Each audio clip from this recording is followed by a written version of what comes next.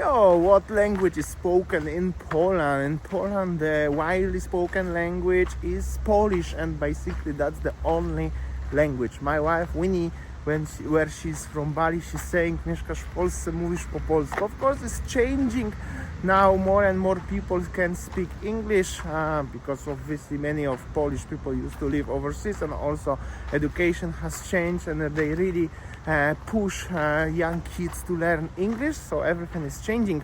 So especially in the bigger cities, you can speak English with most of the people, especially in on daily life, especially as the tourist or even as the business owner. However, if you wanna be fully comfortable here in Poland, you have to speak Polish, and Polish is widely spoken language. No, we don't speak Russian, Ukrainian here, and we don't speak German either. Well, long time ago at school, some people used to learn German or Russian, but that was before 1989. So right now, Polish, eventually English.